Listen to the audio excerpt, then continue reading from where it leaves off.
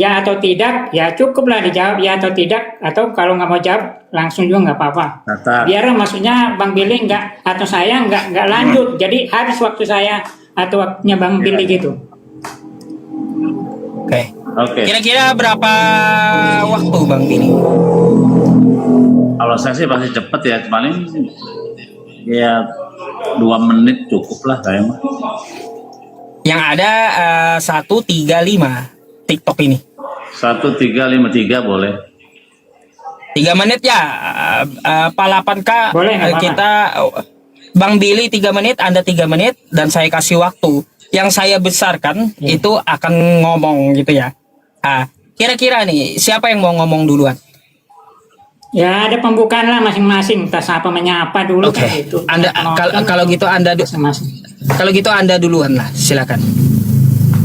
Oke, terima kasih ya penonton yang budiman, yang terkasih. Terima kasih kepada Pak Yusuf PI yang sudah lama menunggu, termasuk juga mungkin Bang Billy lama menunggu. Tadi ceritanya saya mampir ke rumahnya Bang Billy, tapi langsung disconnect karena putus. Terus saya minta ya kita ngobrol lah biar di rumahnya Pak Yusuf PI, karena Yusuf PI ini kan penontonnya lumayan banyak, jadi biar lebih banyak yang mendengar. Jadi maksud saya gini Bang Billy, ini kalau disetujuin ya saya paparkan dari sisi Kristen tentang Mesias di Perjanjian Lama. Ini kan Perjanjian Lama juga kitabnya orang Yahudi ya, dan Kristen juga memperkitabkannya juga. Jadi walau mungkin ya orang lain menganggap bahwa itu bukan bagian dari pure dari kekristenan, tapi tidak apa-apa. Saya masuk ke arealnya Bang Billy lah untuk memberikan pandangan saya tentang Mesias dari Perjanjian Lama. Gitu Bang Billy, gimana Bang Billy?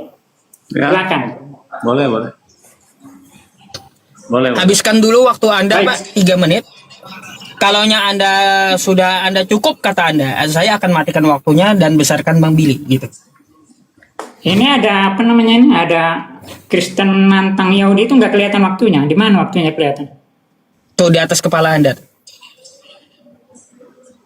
Oke. Lihat. Jadi penonton ya, seperti yang sudah kita sepakati, sebelum saya masuk, silahkan berikan dukungan juga kepada saya, boleh di follow. Saya mulai ke tentang ya ciri-ciri atau namanya nubuatan yang memungkinkan dari Perjanjian Lama kepada Yesus atau Mesias ya. Jadi mungkin lebih enaknya saya ngambil dari Yesaya 7 ya, Yesaya 7 ayat 14. Ya, Yesaya 7 ayat 14. Tadi saya mulai dari ayat 10 aja ya. Ini isi perikopnya atau judulnya pemberitaan mengenai Immanuel ya. Jadi harus digarisbawahi Immanuel. Saya bacain. Tuhan melanjutkan firman-Nya kepada Ahaz, katanya, mintalah suatu pertanda dari Tuhan Allahmu, biarlah itu sesuatu dari dunia orang mati yang paling bawah atau sesuatu dari tempat tertinggi yang di atas. Tapi Ahaz menjawab, aku tidak mau meminta, aku tidak mau mencobai Tuhan. Lalu berkatalah Nabi Yesaya, baiklah, dengarkanlah, hai keluarga Daud, belum cukupkah kamu melelahkan orang sehingga kamu melelahkan Allahku juga? Sebab itu Tuhan sendirilah yang akan memberikan kepadamu suatu pertanda. Sesungguhnya seorang perempuan muda mengandung dan akan melahirkan seorang anak laki-laki, dan ia akan menamakan dia Immanuel. Udah habis ya waktunya ya. Nah, inilah dasarnya.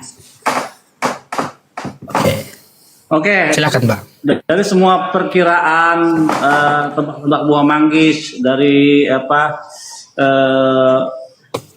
keinginan hasrat ya, menaruh Yesus di dalam kitab-kitab orang Yahudi, fakta yang di lapangan atau ada di kitab tidak ada nama Yesus, itu perlu dicatat ya. Yang namanya nubuat soal Mesias ada namanya tertulis di dalam kitab para nabi, bahwa raja akan datang ada namanya tertulis. Sayangnya sang Mesias itu tidak pernah namanya disebut Yesus, itu masalahnya. Kita lihat Yesaya 7, itu tidak berbicara soal Immanuel yang ada dalam kitab perjanjian baru Matius. Karena apa? Immanuel dalam kitab perjanjian baru, perjanjian lama atau kitab Yesaya bercerita tentang perang Ephraimite perang antara Israel dan Efraim. Dua raja lawan satu raja. Raja Ahaz yang adalah Raja Yehuda dikepung oleh dua kekuatan yang berkoalisi, Raja PKB Remalia dan Raja Retsin. Tuhan menjamin bahwa Immanuel, Tuhan beserta kita ini bukan berserta orang Kristen di dalam teks dan konteks, tapi berserta dengan Ahaz, dengan Yehuda. Makanya kita tidak menemukan Yesus di dalam kitab Yesaya. Itu fakta yang menyakitkan, tidak ada nama Yesus di dalam kitab Yesaya. Yang ada adalah Immanuel, Tuhan beserta kita, dinubuatkan di dalam kitab dua raja-raja 15, di mana dua raja itu Retsin, PKB dan Remalia itu dibun-bun oleh Raja Tiglat-Pileser ketiga.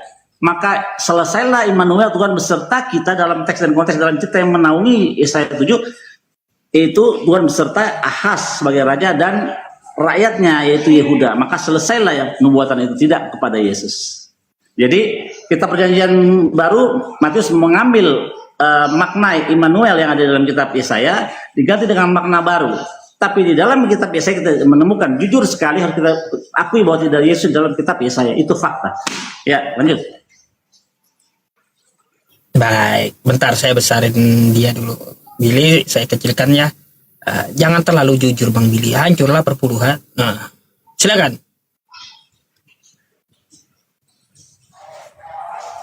Mic-nya ketutup. Terima kasih Bang Billy. Tadi Bang Billy mengatakan sudah nggak berlaku. Jadi mari ya kita jujur ya.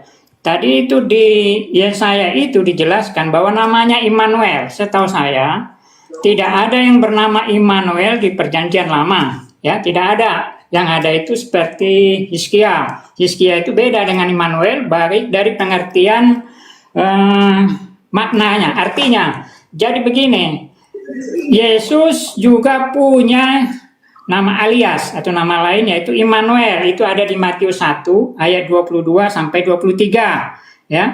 Nah, boleh dibaca, dicatat Matius 1 sampai 22 sampai 23. Jadi artinya apa? Bahwa Immanuel dari sisi nama saja ini sudah mengarah kepada Yesus. Terus yang kedua ya. Tadi kenapa saya membacakan dari ayat yang 10? Karena di sini sebenarnya tawaran Tuhan, itu tawaran Yesaya, ya, tawaran Yesaya kepada Ahaz, yaitu apakah kamu minta suatu tanda tentang si Immanuel tadi, yaitu yang dari sesuatu dari dunia orang mati atau dari atas, atau dari atas maksudnya dari surga. Nah, ternyata ya tanda itu ditolak oleh Ahaz sendiri, berarti ini sama sekali tidak memenuhi. Artinya kita harus percaya bahwa nubuat atau firman Tuhan itu tidak bisa ditarik kembali. Harus ada oknum, ya, harus ada sosok yang dikenakan. Nah, sesuai dengan syarat tadi dari dunia orang mati atau dari surga yang ditawarkan sebagai Immanuel atau nanti tipologi Mesias itu, siapa dia? Yang memenuhi syarat ya satu-satunya adalah Yesus atau Immanuel itu tadi, ya. Itu dia. Kenapa? Dia dikatakan diutus dari surga dan dia juga memenuhi pernah dari dunia orang mati. Jadi ini satu peluru dua kena sasaran. Itu maksudnya. Jadi ini saya tanya Pak Billy, tadi ada menyebutkan dua raja-raja berapa ya? 15. Yang apa itu? Dua raja 11? 15, 2 Raja 15 ayat 29 sampai 30 dan 2 Raja 9 sampai 30 ya. Ada dua, karena rajanya ada dua. Oke, silakan lanjut nggak apa-apa, 10 detik lagi. Ya, jadi nubuatannya ini digenapi di dalam kitab 2 Raja-Raja 15 ayat 29 sampai 30 dan 2 Raja-Raja 16 sampai 5 sampai 9. Mengkonfirmasi bahwa nubuatan ini telah digenapi. Bahwasanya kedua pemimpin itu akhirnya dibun-bun, ya. Salah satunya ialah dibun-bun oleh Tiglat-Pileser ketiga, ya. Tahun 745 sampai 727 sebelum Masehi. Jadi itu sudah digenapi, Tuhan beserta kita, beserta Yehuda dengan Ahaz. Harus diakui tidak ada nama Yesus ada di dalam cerita Yesaya 7 itu nggak ada nama Yesus di situ. Jadi yang pertama kali mau menyebutkan istilah Immanuel itu bukan kitab Matius, kitab Yesaya. Di dalam kitab Yesaya 7 itu tidak ada nama Yeshua, tidak ada nama Yesus, itu harus diakui Pak, nggak bisa enggak. Kecuali kalau pengen berangan-angan, ya silakan aja. Tapi fakta di dalam kitab Yesaya tidak ada Yesus. Nah, seperti saya katakan tadi, maknanya diambil kitab Yesaya dimasukin dalam kitab Matius dan maknanya ditukar dengan makna baru. Dimaknai itu Tuhan beserta kita, beserta semua orang. Tapi dalam kita cerita dalam Yesaya 7 itu tidak ada ya Tuhan itu beserta dengan yang bangsa-bangsa lain di dalam Yesaya 7. Immanuel si Tuhan beserta dengan Yehuda. Terjadi nubuatannya di dalam 2 Raja-Raja 15 29 30, 2 Raja 16 ayat 5 sampai 9 sudah mengkonfirmasi 2 raja tinggal pilihan dan raja tinggal pilihan dan raja Retsin sudah di assassinated, setelah dibunuh. Maka Immanuel Tuhan beserta kita, selesai saja. Begitu Pak. Boleh dibacakan 2 raja-raja tadi itu apa sih? Coba aja Bang baca 2 raja-raja. Bapak yang buka lah, masa Bapak nggak mau buka gimana sih? 2 raja 9 sampai 30.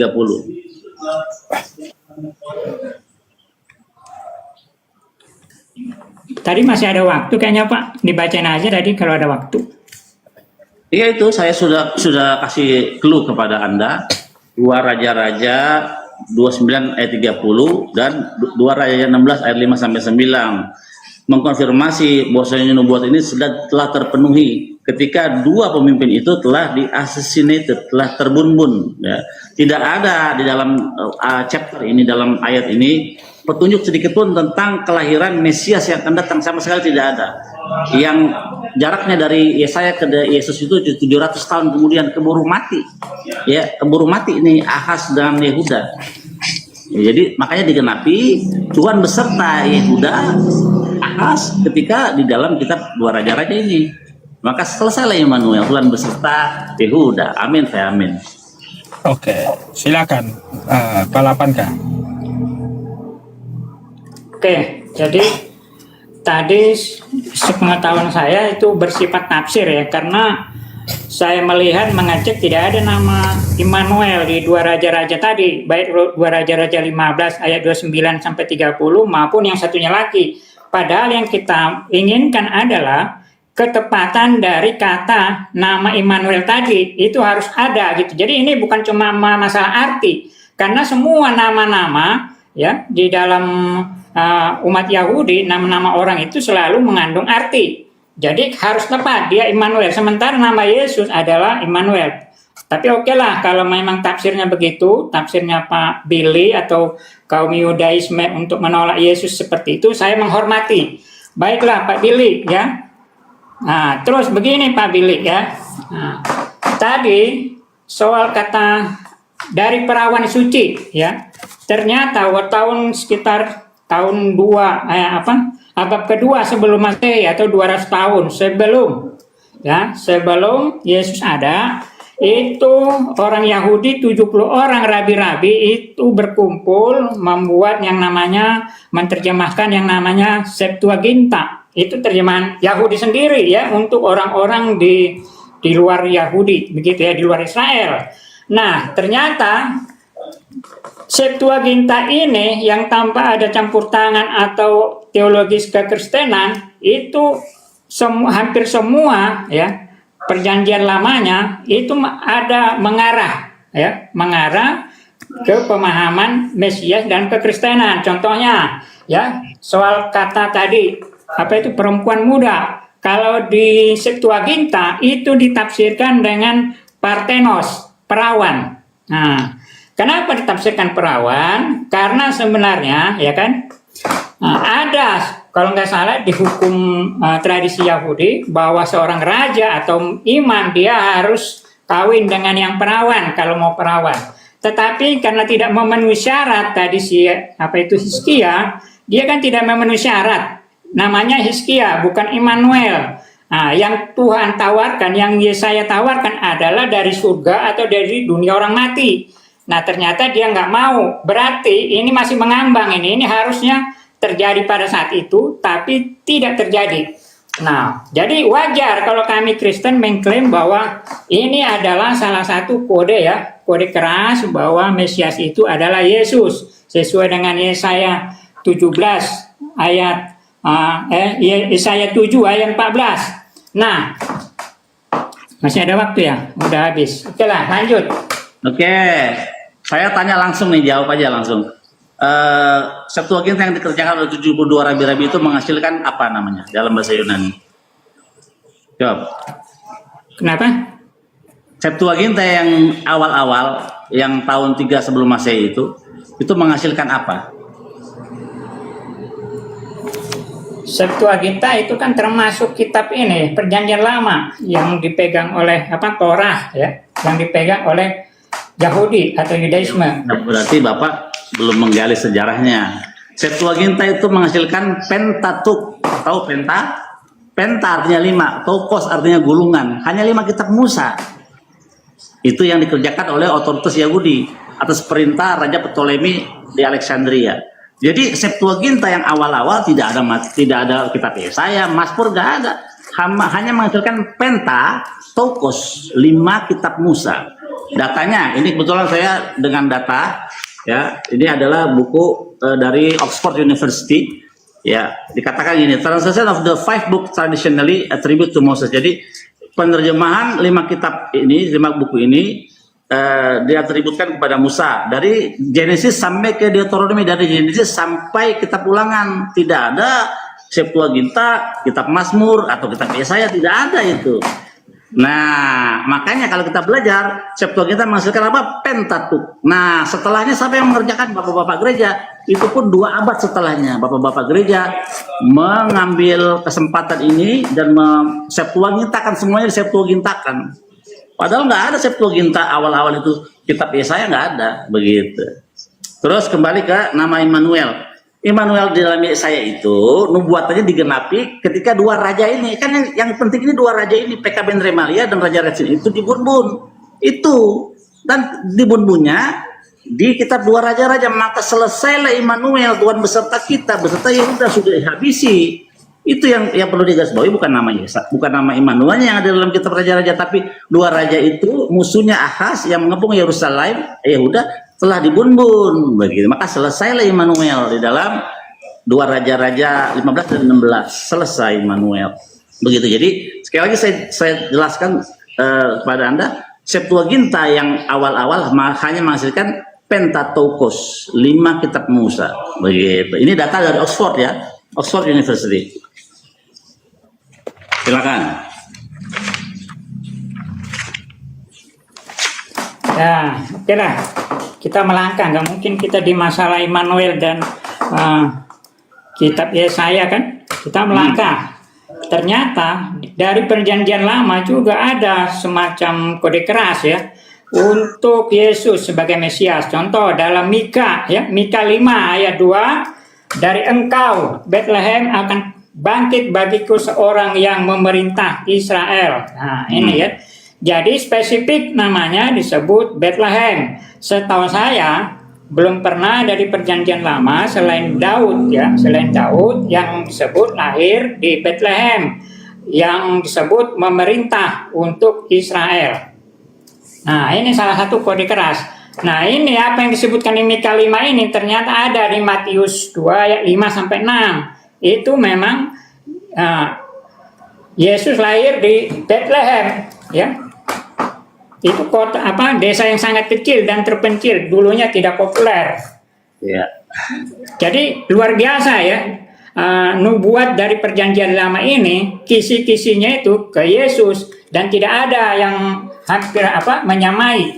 Ini kalau kita jangan melihat dari satu ayat ya kan. Kalau kita perluas nanti sampai misalkan ke tafsir kitab Daniel ya kan, sampai kepada spesifiknya Eli lama sabaktani dan segala macam ya, sampai ke penikaman itu secara spesifik semuanya itu ternyata menuju Yesus. Belum lagi soal keilahian. Kalau Pak Billy kayaknya menentang keilahian Mesias ya. Nah, tapi saya yakin nanti akan terbukti kalau Pak Billy tidak akan konsisten ya tentang keilahian Mesias ini. Dan saya bisa membuktikan bahwa di Perjanjian Lama Mesias itu disebutkan ilahi, ya, atau mungkin seperti Allah kedua atau Adonai kedua, ya, itu nanti ada saya sebutkan. Tapi kalau Pak Billy menolak, ya saya wajar lah, namanya ini kan kawan-kawan dari Yahudi kan selalu menolak. Jadi saya nanti juga ingin mendengar ya, bagaimana jawaban Pak Billy soal yang disebut dibangkitkan dari Yerusalem, ya. Dia harus dari Yerusalem. Karena apa? Daud ini dia memang lahirnya di Yerusalem.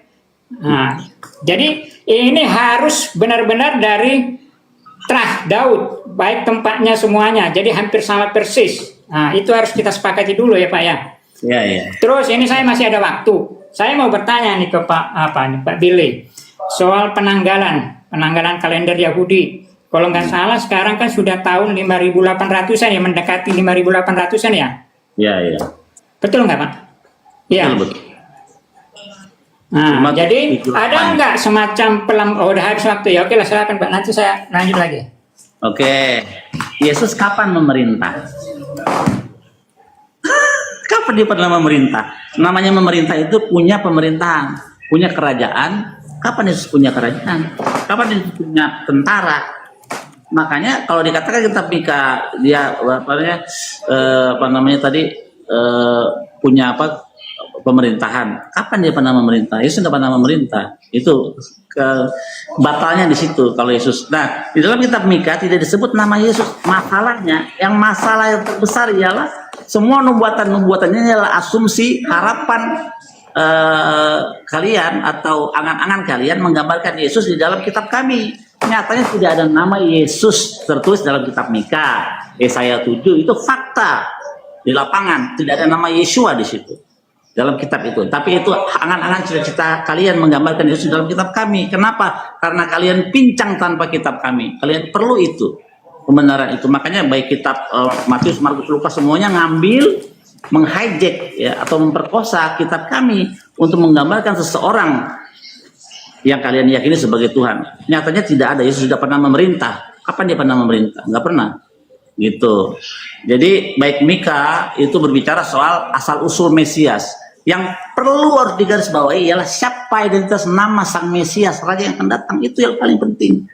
Kalau ada nama Mesias itu namanya Yeshua, maka semua orang Yahudi akan percaya Yesus itu Mesias, Raja yang akan datang. Dan perlu diingat, Mesias itu bukan Tuhan. Dari mana? Yesaya 7, Yesaya 11. Roh Allah ada padanya, roh hikmat pengetahuan akan Tuhan ada padanya, roh takut akan Tuhan ada padanya.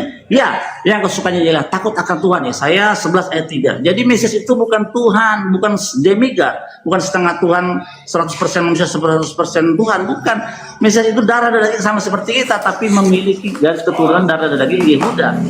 Sementara itu tidak ada darah daging Yehuda mengalir dalam darah Yesus. Itu fakta. Lanjut. Oke, terima kasih Pak. Saya mau tanya ini tentang, saya lanjutin tadi soal dalam kalender Yahudi sudah mendekati tahun 5.800. Jadi kalau nggak salah, tahun Yahudi ini kan sesuai dengan penjabaran dari 6 hari penciptaan ya, kalau nggak salah Pak ya. Jadi pada nanti ada batasnya tahun 6.000, lalu tahun ke-7.000 itu seperti sahabat kosmik ya, kalau nggak salah Pak ya, dalam pemahaman Yahudi. Oke, terima kasih Pak. Jadi sebenarnya tadi Bapak Pak Billy soal apa itu? Ada lupa saya. Pelan-pelan Pak. Dari Mika. Dulu ya. Cerna dulu pelan-pelan. Bentar, dari Mika ya. Iya. Kapan dia pernah memerintah? Kan tadi Bapak bilang ada pemerintahan dia. Oh ya. Jadi soal memerintah, jadi memang Yesus sudah bilang bahwa kerajaanku bukan dari dunia ini. Jadi pemerintahan yang diemban oleh dia adalah pemerintahan secara rohani, Pak.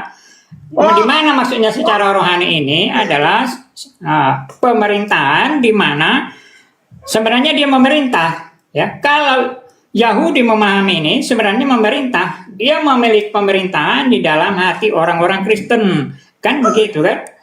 Iya. Oke. Nah, jadi kalau Bapak menolak Yesus sebagai Tuhan, sebenarnya kan ada banyak sekali sebagai Mesias, sebenarnya kan ada banyak sekali ya di dalam Perjanjian Lama yang secara spesifik mengarah ke Yesus nubuatannya. Contohnya ya, dia Namanya ketika ada apa namanya? ia Namanya ada nggak nama Yesus? bentar. Ini saya sampaikan dulu. Nanti saya masuk ke ilahi ya, keilahian Mesias itu. Enggak, namanya dulu Pak. Nama Yesus ada nggak dalam nubuatan itu?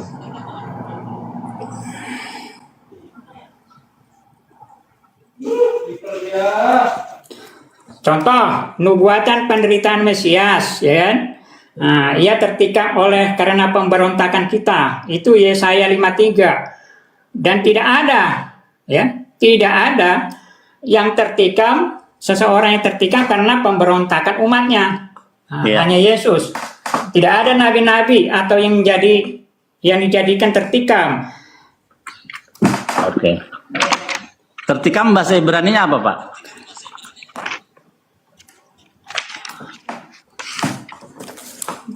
Yesaya 53 saya buka ya. Cari dulu Ya, itu. ya. Saya Itu baru seluruh tahu pasal, lagi istilah seluruh baru. pasal itu. Enggak, tadi kan Anda mengatakan yang tertikam ya. Nih, tertikam bisa dibesarkan. Nih, mekholel. Yang ada maksud ini Yesaya 53 ayat 10 ini. Iya ayat berapa ini? Ayat 5. Ya. Mekholel. Mekholel itu bukan tertikam, tapi apa? Pain, sakit. Ya. Atau menderita. Kalau tertikam bahasa Ibrani-nya dakar, kita lihat. Kitab Zakaria.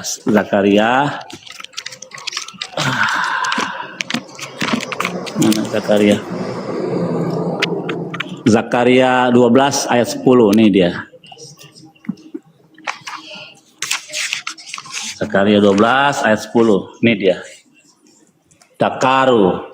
Dakaru bahasa Inggrisnya step, bahasa Indonesia tikam, stabbed, tertikam. Jadi mekholel bukan tertikam Pak, tapi menderita. Jadi tidak ada ketika menikaman di dalam Yesaya 53 ayat 10 ini mekholel, bukan dakaru. Jadi tidak ada kata menikam di dalam sini. Dan perlu diingat, Mesias itu harus punya keturunan. Nih, kata Doro, tentang nasibnya siapa yang akan memperdulikannya. Padahal bukan tentang nasibnya, tapi tentang keturunannya. Diganti oleh kalian menjadi tentang nasibnya, supaya mengaburkan bahwa Mesias itu punya keturunan. Tuh, Doro, artinya keturunan generasinya. Bukan tentang nasibnya, Pak. Ini di dalam Yesaya 53 ayat 8. Jadi ayat 5 sudah salah, ayat 8 udah salah, ya. Dan dia ada kata lamo di sini. Dan dia dikatakan dan oleh musuh ya dikatakan karena dia telah disingkirkan dari tanah orang hidup dan oleh karena dosa umatku mereka kena tulah. Nih, bukan dia kena tulah. Lamo itu bukan dia tapi mereka dem. Ya, jadi hancurlah lembaga Alkitab Indonesia yang kalian yakini di dalam memahami kitab Yesaya 53. Lanjut, saya pakai data ya, Pak. Silakan. Iya, saya mau ketawa dulu Bang Billy. Ada istilah baru malam ini yang saya dapat. Pemerintah rohani gitu. Nih baru dengar saya pemerintah rohani. Oke, terima kasih. Jadi ya, kata yang tadi yang Bapak tunjukkan itu, dia mengandung beberapa makna, bisa menderita, bisa diremukkan, ya, bisa juga diremukkan dia. Karena ini saya coba translate juga ke Google, itu dia diremukkan ke Google Translate. Jadi Diremukkan itu sifatnya diremukkan itu spekulatif ya. Sebelahnya diremukkan itu. Nih saya kasih tahu nih. Jadi ada dua kata di situ, mekholel, gagal lah ya, ketika menikam nggak ada di situ. Nah, di Yesaya 53 ini ada dua, meduka itu diremukkan, diremukkan. Tapi tikam seperti Bapak katakan tikam ditusuk itu nggak ada, karena ayatnya berbunyi bukan demikian, tapi dia menderita. bukan dia tertikam. Mekholel itu artinya menderita, pain, kesakitan, bukan ditikam. Kalau tikam itu dakar dalam bahasa Ibrani-nya. Jadi sudah terbukti secara teks dan konteks bahwa ayat yang selama ini kalian yakini sebagai penikaman Yesus di dalam kitab Yesaya 53 ayat 5 gugur.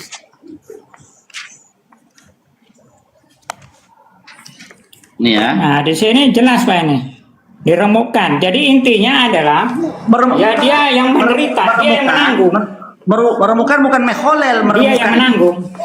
Meremukan itu meduka. Di sebelahnya mekholel, mepisaenu, meduka. Itu dia. Jadi nggak ada kata tikam, yang ada kesakitan, dan diremukan ada meduka. Jadi kata tikam ini gagal, buyar, gitu.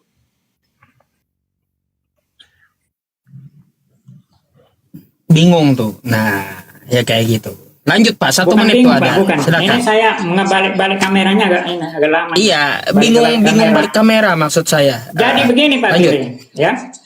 Belum ada setahu saya yang gara-gara kesalahan atau dosa-dosa umat Israel atau umatnya lah dulu ya.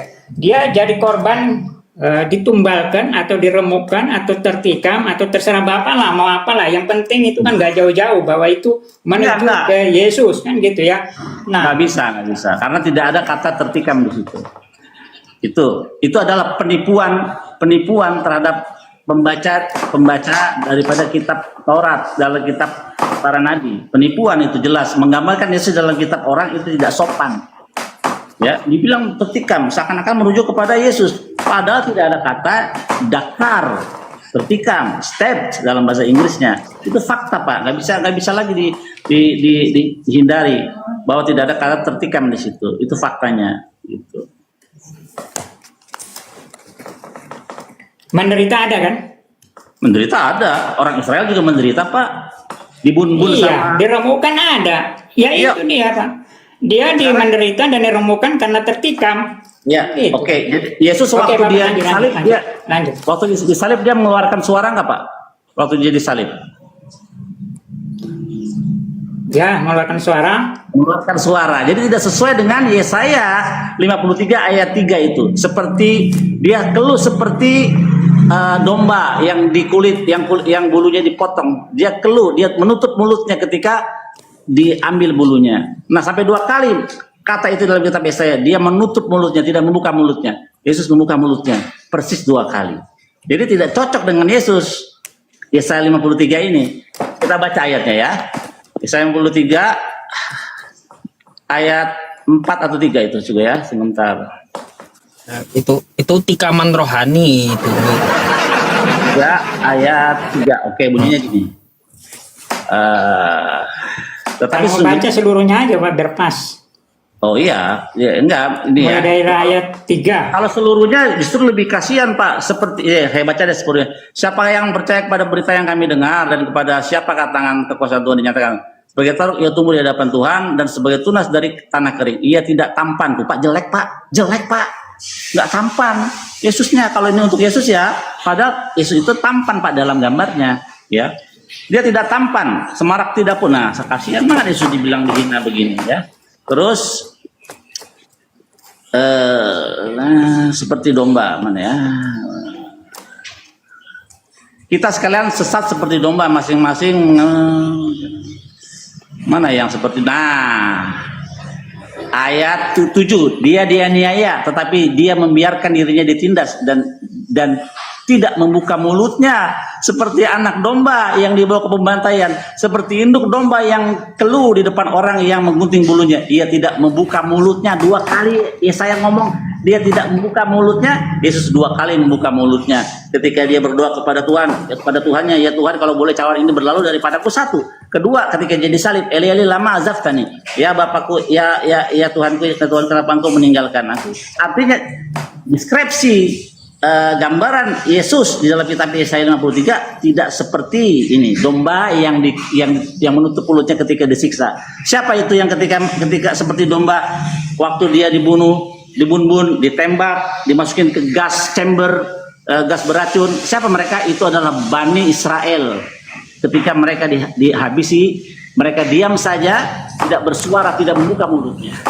Itulah gambaran dari Bani Israel, bukan pada Yesus. Gak cocok. Gitu. Oke. Iya teman-teman, sorry ya. Masalahnya saya nggak bisa ketawa rohani. Nggak ada ketawa rohani. Harus ketawa asli. Lanjut tuh, silakan. Silakan 8K. Oke, terima kasih ya. Jadi di sini tadi kata membuka mulutnya itu tidak harus kita tafsirkan bahwa dia nggak boleh ngomong. Nah, di sini bisa dipahami tidak membuka mulutnya berarti dia juga tidak melakukan pemberontakan, dan dia memang mengikuti semua alur itu. Dia tidak memberontak, dia tidak melawan. Nah, masalah soal ada kalimat Allahku Allahku mengapa engkau meninggalkan aku, itu bagian dari memenuhi ya kitab Mazmur. Eloi Eloi lama sabachthani, dia bagian dari memenuhi itu. Jadi di luar dari memenuhi itu ya dia tidak membuka mulut. Karena apa? Karena harus ada harus ada nubuat-nubuat yang lain yang harus dipenuhi secara presisi oleh Yesus. Nah, itu Pak, itu yang harus dipahami juga maknanya. Jadi terus kalau kita baca secara lengkap, itu nanti kita akan sampai seperti tangan dan kaki ditusuk, ya, pakaian dibuang, undi, dan itu nggak ada kepada siapapun. Di mana ayatnya? Di mana tangan dan mereka menusuk tangan dan kakiku tuh di mana? Kalau nggak tahu saya kasih tahu ayatnya. Itu tafsir rohani, Bang Billy. Setelah nanti ya. Bukan nanti Pak. Nanti setelah ini apa? Ya. Karena saya harus mencari dulu kan. Saya nanya, Yesus membuka mulutnya nggak waktu dia disalib? Buka nggak mulutnya? Ya, dia membuka mulut untuk menggenapi nubuatan yang lain. Ya berarti nggak cocok dong. Salah satunya adalah Eloi Eloi lama sabachthani. Nah, begitu Pak. Ya, terus contohnya di Zakaria 12 ya. Nih, Pak. Dia di Zakaria 12, mereka akan memandang kepadaku yang telah mereka tikam. Benar kan waktu dia disalib? Padaku atau kepada dia? Coba baca yang benar Alkitabnya, coba. Ya sama itu, sama. Oh, jangan. Kalau kepada dia itu kan Pak, jangan kayak gitu.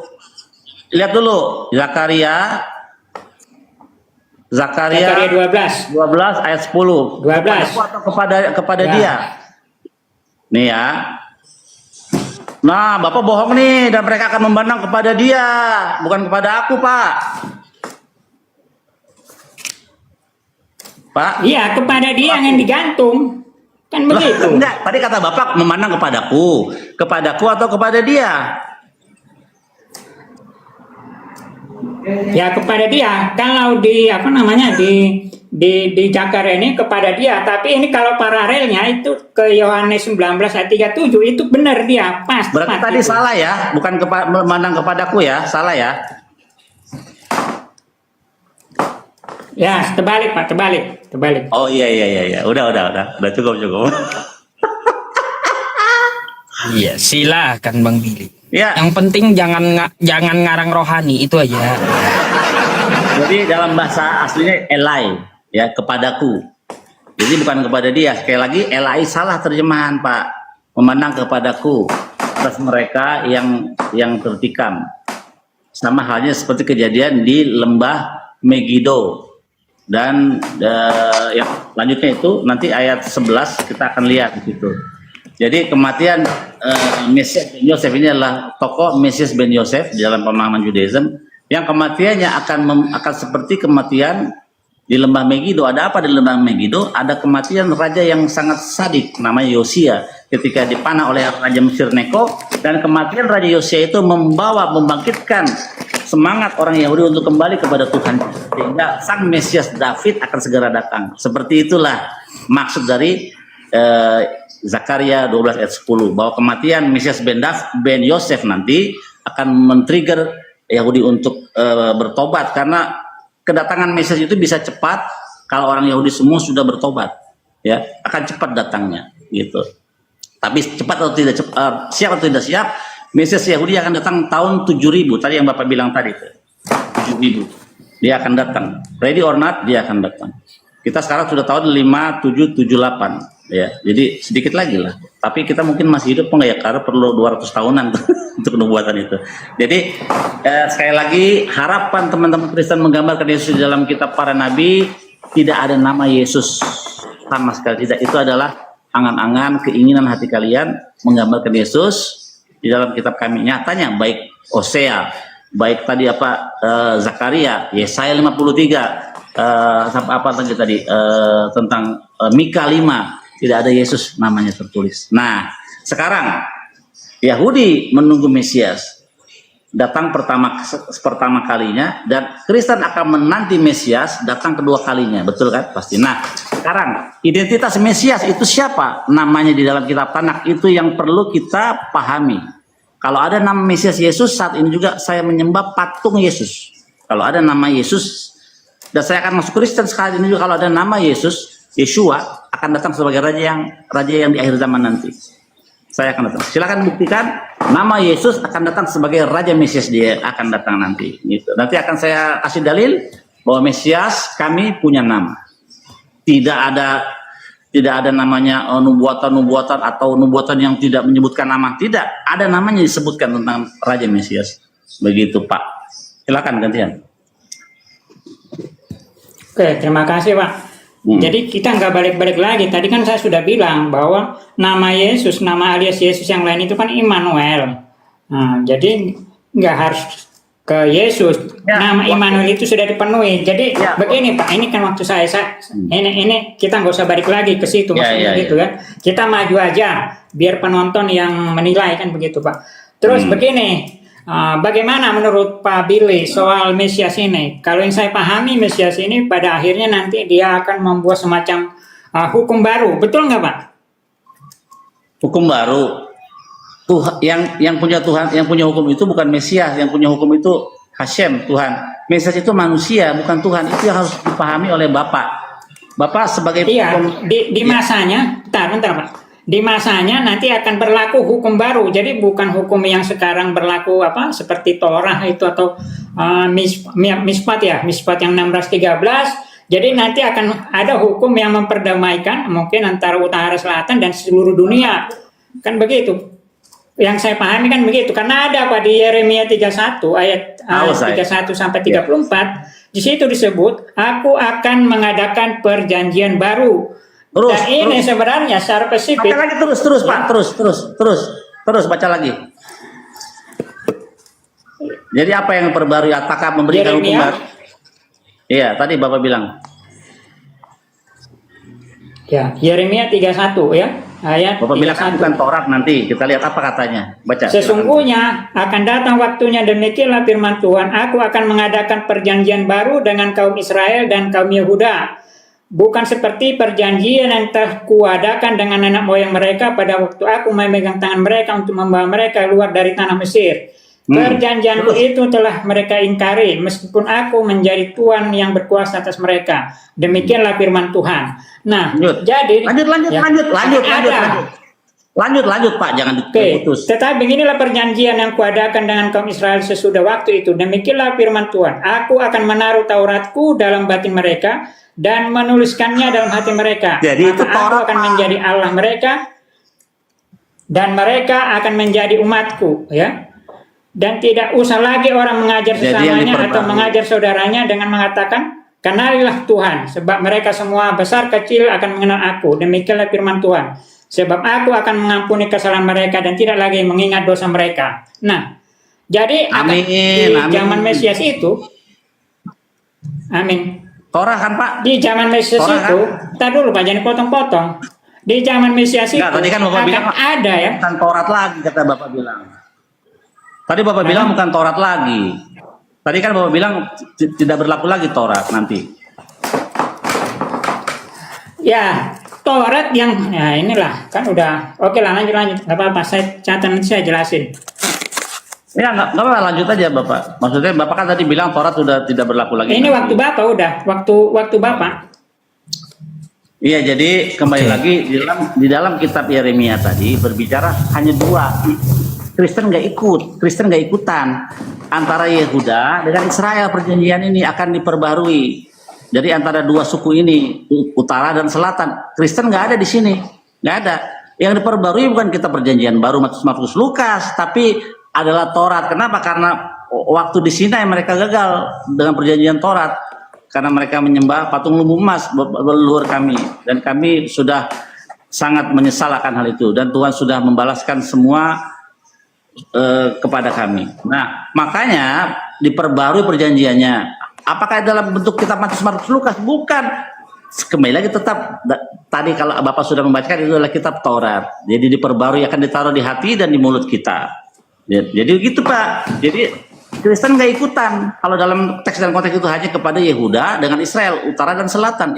Kristen nggak ikutan dalam hal ini. Itu. Jadi sekali lagi, kita tidak bisa menggambarkan Yesus di dalam kitab para nabi Israel, karena tidak ada Yesus satupun, setengah pun, seperempat pun, seperlapan pun nggak ada Yesus di dalam kitab tanah tertulis namanya. Begitu Pak. Aku minum dulu deh. Kira-kira saya mau tanya dulu sama Bang Billy sama Pak Lapan Kak. Sekitar 10 menit lagi diskusi Anda udah 1 jam. Kira-kira berapa lama lagi? Biasanya sih saya sudah kelar karena nggak ada Yesus dalam kitab tanah. Dia sudah mengakui juga tidak ada nama Yesus dalam kitab tanah. Nah, kira-kira Pak Lapan Sebenarnya mau masih berapa banyak sih. ronde lagi nih?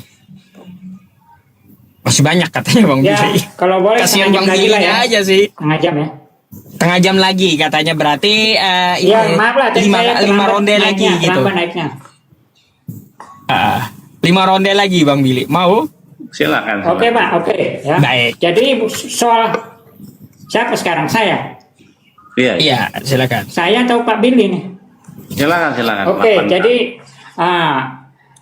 saya tadi bilang ya bahwa perjanjian baru yang dimaksud itu adalah penyimpulan dari Taurat tadi. Jadi kan kalau Yesus sudah menyimpulkannya menjadi 2 hukum dasar, yaitu hukum Taurat itu adalah hukum antara Tuhan dengan manusia dan manusia dengan manusia. Itu jadi itu sudah disimpulkan menjadi hukum kasih. Itu yang disebut perjanjian baru, dan ini yang disebut bisa diterima oleh semua kalangan, semua lapisan. Jadi sudah mencakup. Tapi ada hal-hal yang tak bisa dipenuhi. Contohnya yang karena bait suci tidak ada lagi, jadi seperti pengorbanan fisik ya, pengorbanan penghapusan dosa dan segala macam yang harus dilakukan di bait suci, atau seremonial yang sangat memberatkan yang tak bisa dilaksanakan, itu yang kemudian kalau dalam pemahaman kami itu yang kemudian bagi orang-orang non-Yahudi itu yang diberikan atau disimpulkan oleh Yesus, yaitu semua yang termasuk di dalam hukum kasih. Itulah karena tidak ada lagi ya hukum di atas hukum tersebut ya, yang berlaku secara general adalah hukum kasih. Oke lah Pak, tadi kita melangkah lagi lah. Terus saya tadi kan bilang begini, saya tanya soal apa itu namanya masa kalender Yahudi. Ini kan sudah lama ini, dari Daud sampai sekarang kalau nggak salah kan sudah 3.000 tahun ya atau lebih. Nah, kenapa Mesias ini tidak datang padahal sekarang sudah tahun 5.800, sudah hampir 5.800 menurut kalender Yahudi. Padahal di kitab Yesaya 60 ayat 22 Tuhan mengatakan, "Aku Tuhan akan mempercepat pada waktunya." Ya. Jadi kedatangan Mesias itu sepertinya sudah difirmankan Tuhan akan dipercepat. Nah, kenapa? Biasanya kalau saya hitung-hitung soal nabi-nabi yang diutus ke Israel itu ada jarak waktunya 100 tahun, 400 tahun, biasanya nggak lama, nggak lebih dari 500 tahun. Nah, kita bayangkan ya, mulai dari inilah dulu Zakaria nabi yang terakhir sampai ke masa ini sudah 2000 tahun lebih. Nah, ini yang harus. Zakaria itu bukan nabi terakhir. Nabi terakhir itu Maliaki. Oke lah, apalagi mundur ke Maliaki, itu sudah jauh kali ya, sudah hampir 3.000 tahun. Nah, tidakkah misalkan kawan-kawan Yahudi atau Yudaisme ini berpikir ya, apakah kami jangan-jangan sudah terlewat gitu Pak? Karena ini benar dikatakan akan datang cepat, dipercepat. Iya. Jadi kalau ingin memesiaskan Yesus susah, Pak. Karena Yesus itu kalau Mesias itu harus dari keturunan Daud. Darahnya Daud, darah Yehuda harus mengalir dalam tubuh setiap Mesias. Karena semua raja-raja Yahudi itu, raja-raja Yehuda itu Israel adalah mereka Mesias karena mereka diurapi semua. Daud itu Mesias, Salomo itu Mesias, sampai Jekonia itu adalah Mesias karena mereka diurapi. Begitu. Jadi mulai dari Daud sampai Jekonia semua punya garis keturunan darah dan daging. Ya, dari hasil hubungan intim suami dengan istri. Nah, Yesus ini tidak ada hubungannya dengan Yehuda. Yesus itu adalah anaknya roh. Ditiupin roh.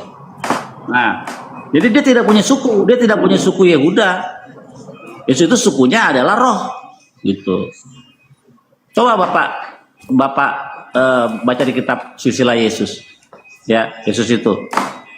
Bapak bisa tahu silsilah Yesus dalam kitab Matius itu ngaco semua.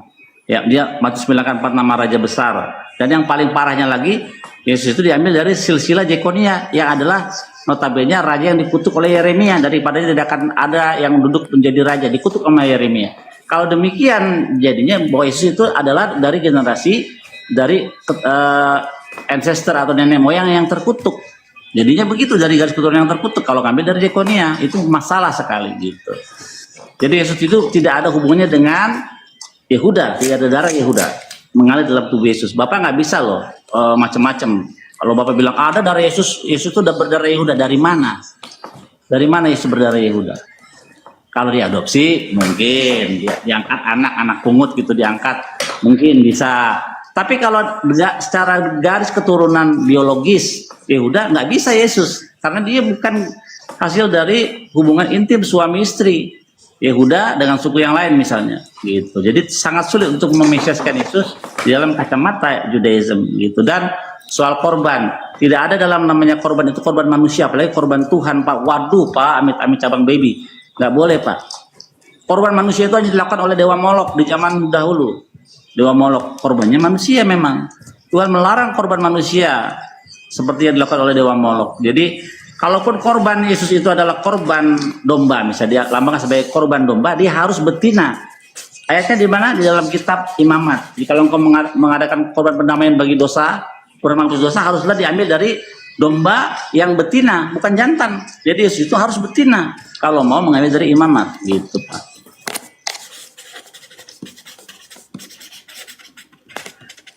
Oke, terima kasih Pak.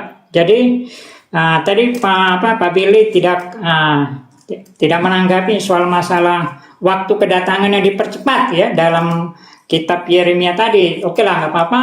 Tapi itu jadi PR lah, jadi bahan perenungan. Ini sudah dinubuatkan dipercepat kalau sampai 3.000 tahun sekian kalau belum datang. Padahal ini udah tahun 5.000, hampir 5.800. Masa waktunya tinggal 200 tahun. Nah, kapan lagi? Jangan-jangan memang sudah benar ini terlewat kan? Harus punya pemikiran seperti itu juga, Pak. Jadi oke lah. Nah, terus kalau kita tadi, bentar, saya tanggapin dulu tadi soal korban ya.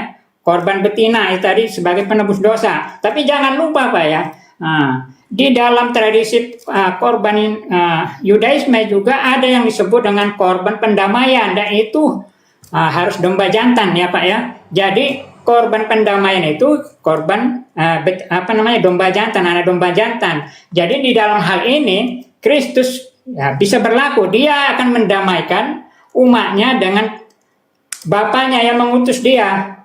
Nah itu Pak, itulah soal korban tadi. Jadi nggak bisa juga Bapak langsung mengesampingkan Yesus. Terus tadi soal apa lagi ya? Oke lah, saya udah lupa tadi. Apalagi selain korban betina, domba itu.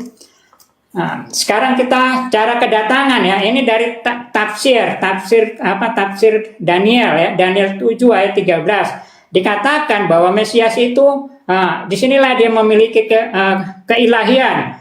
Karena dia disebutkan seorang seperti anak manusia, ya seperti anak manusia datang dengan awan-awan. Ya tunjuk ayatnya tunjuk. Mesias ya, catat. Ya Mesias. Daniel 7. Ya catat Mesias. Daniel ya, 7 ayat 13. Daniel 7 ayat 13, catat Bapak bilang Mesias.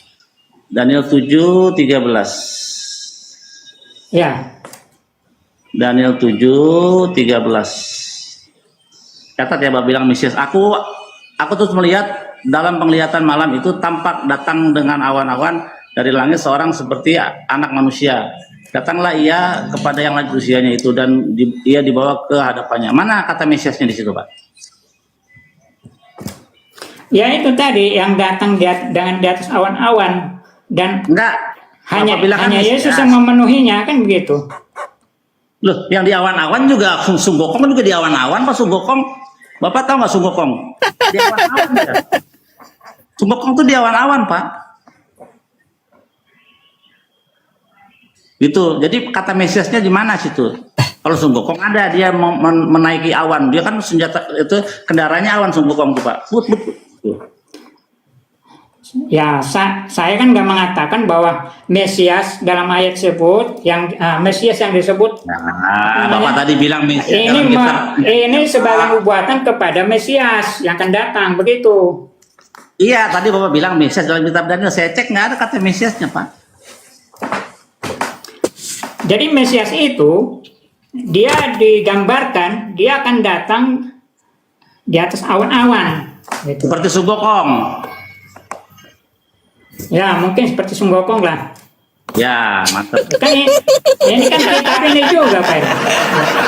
Ini Pak, ini kan saya baca seorang seperti anak manusia datang dengan awan-awan, ya mau seperti Sunggokong atau mau Iya, seperti benar. apalah gitu ya. Ya. Tapi ini kan kitab Bapak juga gitu loh. Ini tentang nubuatan juga. Iya, sekarang kita setuju itu Mesias. Sekarang tunjukin nama Mesiasnya Yesus. Silakan. Nama Mesiasnya Yeshua. Ya, dalam kitab manapun, di dalam kitab para nabi, nama raja yang akan datang Yeshua, Yesus. Kalau ada saya nyembah patung Yesus sekarang. Bener. Saya tunggu. Atau enggak apa-apa tuh, waktu Bang Billy dikasih ke ente gitu loh Pak. Pertanyaannya dijawab tuh pakai data tuh. Dikunci Bang Yusuf pertanyaannya. Biar saya mau ngopi dulu. Oh ya, oke. Mungkin tadi salah. Apa Bang tadi Billy. pertanyaan? Awan Ulang. awan rohani itu. Bukan, tadi apa pertanyaannya? Pertanyaannya Iya, Boleh diulang pertanyaannya. Pertanyaan ialah karena kita sama-sama menunggu Mesias, kamu menunggu Mesias, bedanya kamu Mesiasnya kan manusia jadi Tuhan, kalau kami Mesias itu manusia biasa. Nah, sekarang tunjukin karena kita sama-sama menunggu Mesias nih, jadi kedekatan Kristen sama Yahudi itu soal Mesias. Nah, tunjukin di dalam kitab para nabi, sang Mesias, Raja yang akan datang, saya ulangi tadi, Raja Israel yang akan datang namanya Yesus atau Yeshua. Tunjukin, kalau ada saya nyembah Yesus.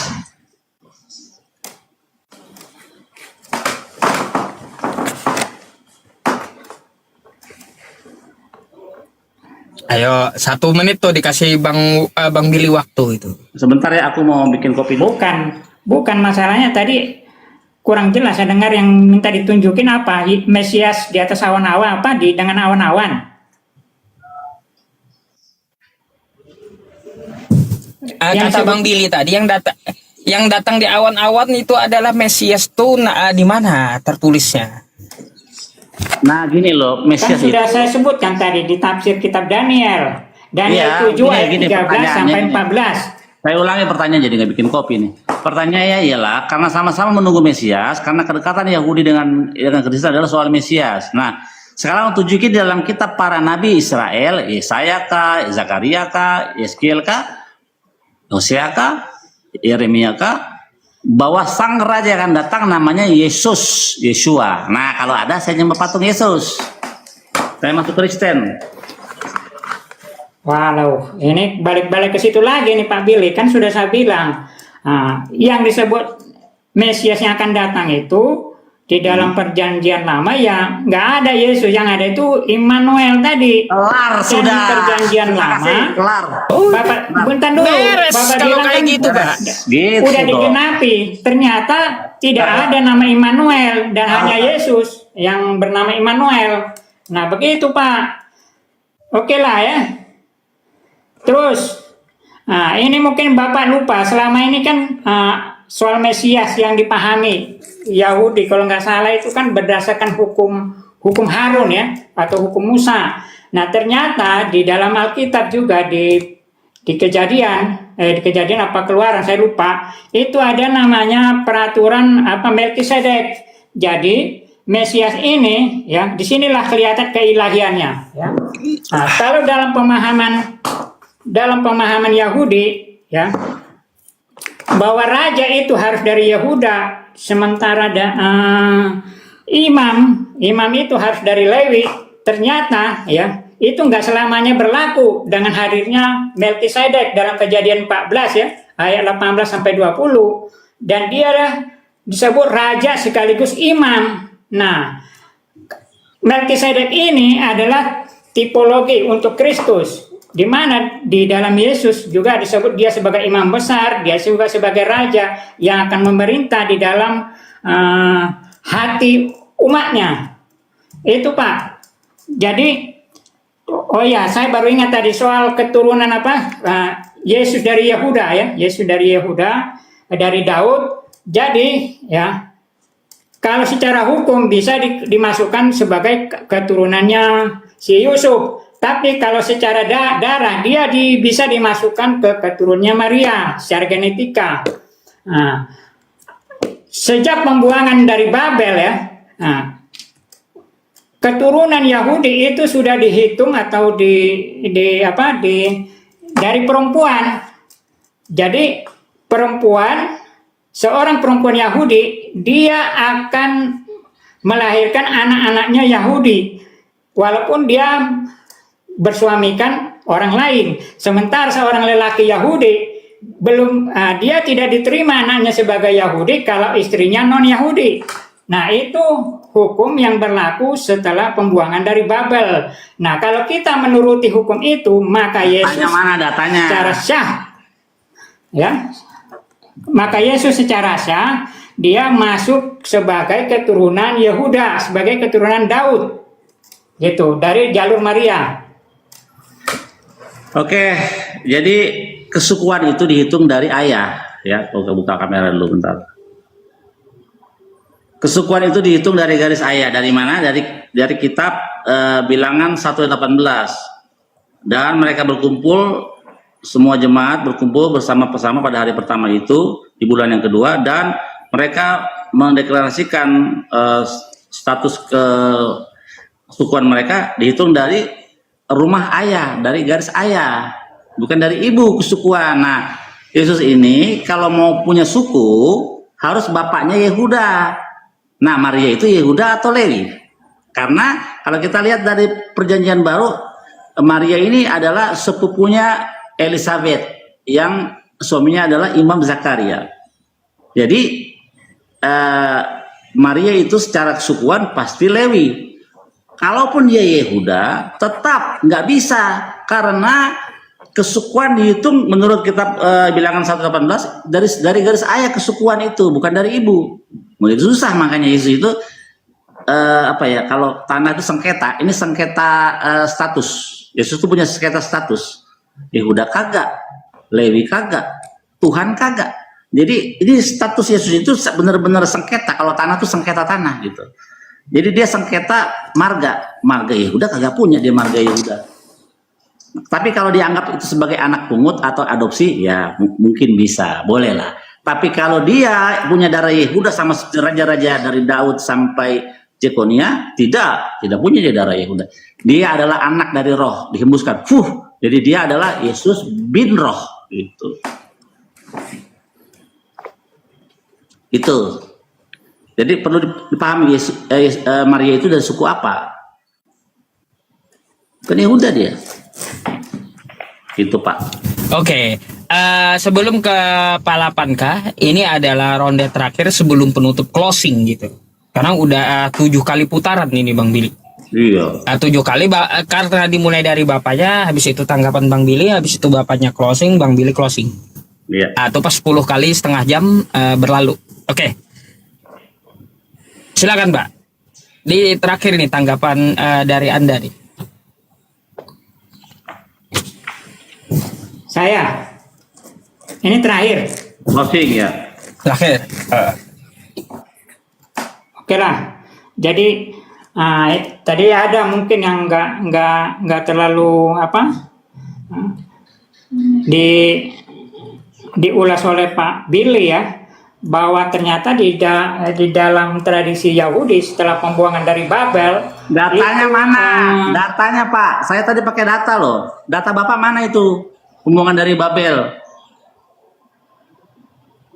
Saya dari tadi pakai data, pakai tanah, pakai data lain. itu Esra 10 Pak, Esra 10 sama Nehemia 13, karena panjang nggak usah lah.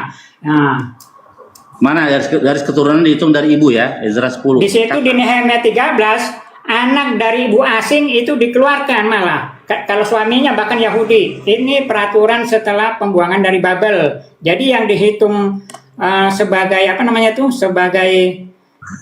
sebagai keturunan Yahudi itu bisa dari perempuan. Iya, Yesus tuh Maria itu marganya apa? Yehuda atau Lewi? Jelasin dulu itu. Maria itu kan dari keturunan Daud. Silsilahnya ada kan di Lukas. Dalam Lukas, oke. Habis dari Daud siapa anaknya yang jadi raja? Nathan. Nathan. Sejak kapan Nathan jadi raja, Pak? Salomo. Sorry, Salomo. Salomo, betul. Terima kasih. Jadi gini Pak, gini ya. Itu yang saya bilang, setelah pembuangan dari Babel, ya ternyata sudah ada pergeseran di hukum Yudaisme bahwa keturunan dari perempuan itu akan dihitung juga sebagai orang Yahudi, dimasukkan ke marganya, ke kaumnya ya. Kalau dia Yehuda, kalau si Maria Yehuda atau Daud, maka dia dimasukkan ke klan Daud. Oke, ini penutupan. Jadi terima kasih ya kepada Pak Yusuf PI. Sebenarnya ada sangat banyak lagi. Terus tadi memang ini ngomongnya juga kurang leluasa karena 3 menit, tapi tidak apa-apalah.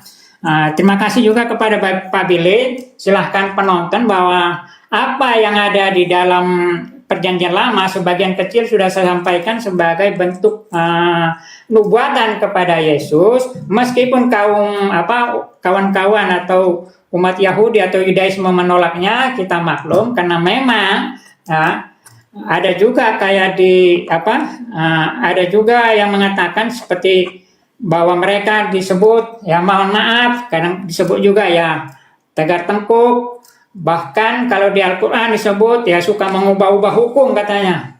Jadi ya saya nggak tahu lah kebenaran tentang itu. Terima kasih. Iya, oke. Benar sekali apa yang dikatakan. Bang Billy, closing akhir. Ya. Silakan Bang. Benar sekali apa yang dikatakan Al-Quran bahwa kitab Taurat itu sudah dirubah-rubah. Siapa yang merubahnya? Kalian. Lihat kitab Kejadian 1 ayat 2. Roh Allah melayang-layang di udara. Ngapain roh Allah? Roh Tuhan itu, Allah itu bukan roh. Dialah yang menciptakan roh. Makanya kalau dibilang diubah-ubah benar.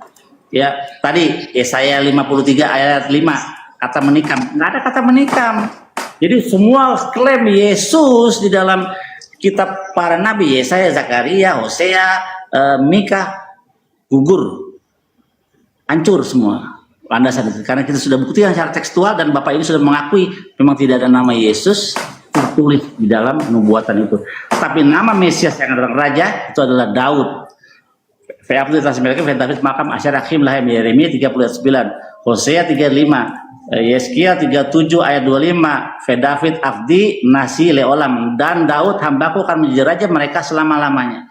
Jadi nama Mesias raja yang akan datang gugur namanya Yesus, tapi yang benar adalah namanya Daud gitu. Jadi kebalikanlah kitab dengan pemahaman teks dan konteks dari yang diberikan mandat. Dalam hal ini Taurat diberikan kepada Bani Israel. Jadi keselamatan orang Kristen datang dari bangsa Israel. Kenapa? Karena Taurat datang dari Sion dan pengajaran dari Yerusalem. Dan di zaman nanti 10 bangsa-bangsa dari 10 bahasa dan bangsa-bangsa akan memegang kuat-kuat punca jubah orang Yahudi. Ini dia. Punca jubah orang Yahudi dalam kitab Zakaria namanya sit-sit. Mereka akan memegang punca jubah orang Yahudi dan mereka akan berkata, kami ingin ikut denganmu karena kami tahu roh Tuhan ada padamu. Jadi memang keselamatan datang dari bangsa Yahudi. Belajarlah firman Tuhan dari sumbernya, dari Yerusalem. Jangan dari pendeta. Pasti salah lihat terjemahan salah, 6.000 kesalahan. Dengan 6.000 kesalahan ini bagaimana kalian teman Kristen menyandarkan iman kalian? Mendingan kalian masuk Islam, ketahuan. Saya lebih rela kalian masuk Islam. Karena kalau masuk Yahudi nggak mungkin, susah. Gitu. Walaupun bisa tapi susah. Jadi tidak ada, benar kata Yusuf PI, ada kebaikan di dalam Kristen, tapi kebenaran tidak ada, zero. Itu penutup dari saya. Terima kasih Bang Yusuf PI dan juga. Oke. Pak 8K, karena di tempat saya juga udah 12:30 malam karena terlalu malam, dan saya nunggu Anda tadi dengan Bang Billy itu berjam-jam gitu. Mungkin next time ya bisa kita sambung kembali dan dibikin kembali gitu jadwalnya. Boleh ya? Oke. Ya. Oke. Terima kasih ya. Kalau gitu saya Silahkan. sama-sama. Kalau gitu saya izin turunkan Anda dulu gitu ya. Oke. Selamat malam Pak 8K. Selamat malam.